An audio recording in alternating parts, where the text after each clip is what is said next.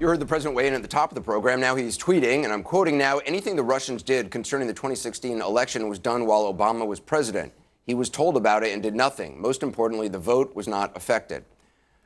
Is that the most important thing? I guess so. Earlier, he tweeted, I had the right to end the whole witch hunt if I wanted. I could have fired everyone, including Mueller, if I wanted. I chose not to.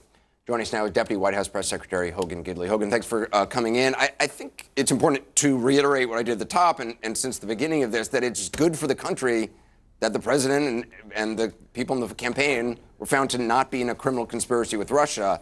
That being said, why is the president and his allies saying that he was exonerated of obstruction, which is literally the opposite of what Robert Mueller decided?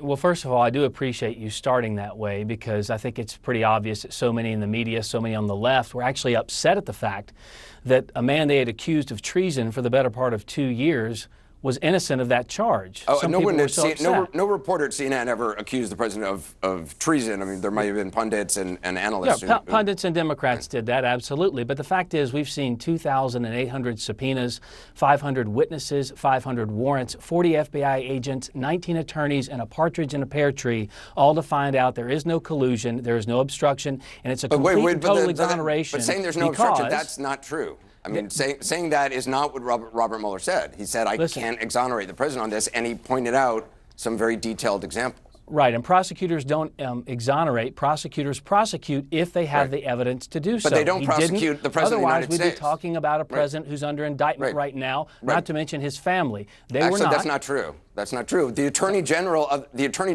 the United States has said, and said this in the memo in which he sent, uninvited to folks in the White House, that the sitting president can't be indicted. Robert Mueller accepted that. So the idea that, well, if there was things to indict, they would have indicted him. He can't be indicted.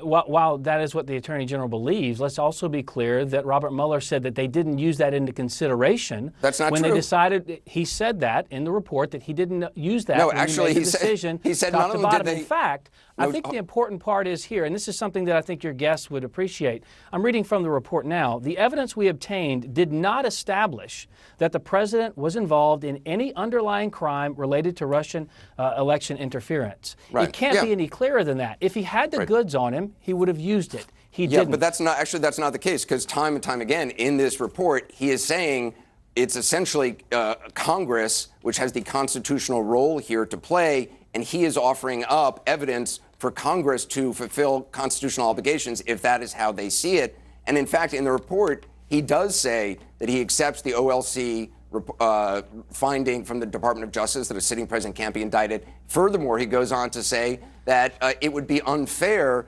to charge the president, given the fact that the Department of Justice would not actually indict a sitting president. So to actually bring charges against him would be unfair to the president because the president wouldn't be able to have his day in court. It's interesting we're talking about what's unfair to the president after being accused of treason for 2 years, but I digress. You can ignore what I just said. Robert Mueller, the regs of the special counsel are to actually issue a ruling. They did not. Right. They chose not to do that. You're ignoring. It was laden with some political statements, and that's fine. You said his belief. Let's go to the impeachment point, because you brought it up.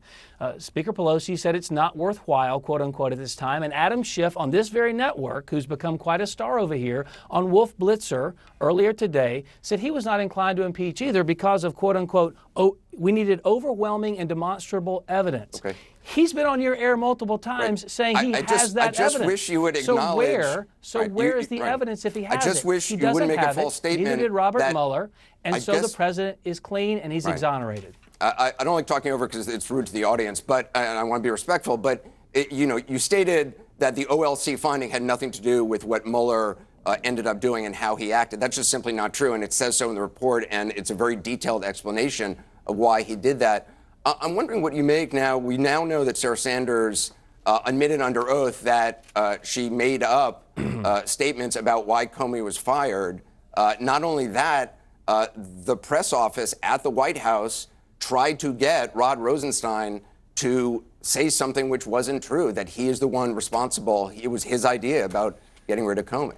First of all, I worked for Mike Huckabee when he was governor of the state of Arkansas. I've known Sarah Sanders since she was 19 years old. She can well defend herself. So I'm not here to speak on behalf of Sarah Sanders. Well, I'm not asking you to speak on behalf of her, but I'm going to say, but is Sarah Sanders going to acknowledge that she lied to the American people? And an honor to work for this president. And Sarah's going to defend herself later on tonight on another network. And the fact is, what she was talking about being upset about is the phrase she used, countless.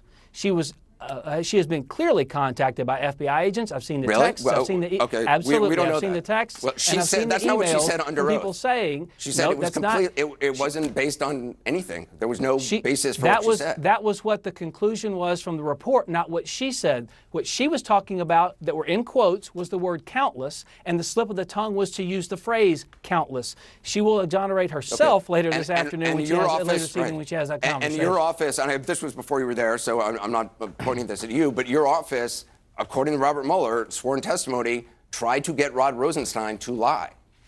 What's up with that? Again, this is so great that we're going to parse every word of this for the next No, I'm not parsing months words. on It's end. a pretty bald-faced lie. And we just learned it. But here's the thing. If the president had done something wrong, he would be indicted right now. The president asked Rod Rosenstein to lie. He's not going to be indicted. We've been dealing with this now for 2.5 years. I know you want to ignore the fact that the guy you're working for lies. I know you want. Look, I know so many reporters wanted the outcome to be the case that Donald Trump had done something illegal. I'm very happy as an American. That's why we're sitting here tonight. I'm glad. Most Americans should be happy that their president did not collude with Russia. I am happy. We are literally saying the same thing, talking over each other. I'm glad you are. Okay. I'm just surprised, because this is the first time we've learned about it, that the President of the United States actually asked Rod Rosenstein to hold a press conference and lie, and the White House press office also was pushing that, and Reince Priebus was screaming at some flack over the Department of Justice to get Rod Rosenstein out in front of a camera so the guy could lie. I mean, that's normal behavior? No, look, that's absolutely ridiculous. No, it's not. Listen, I agree. No, I understand where you're trying to go with this, but the fact is, what Democrats have wanted for so long, what Democrats have wanted for so long is for the president to be guilty of dealing. You won't answer that. You won't acknowledge the president lied about this. It's in the report. I get it. Look. I appreciate you coming in. You're in a difficult spot. It's not. Look, if they had anything on him, he'd be indicted today. He wasn't, because they don't have the evidence. Did the president lie? They have to put up or shut up here, Anderson. They Did don't the president lie?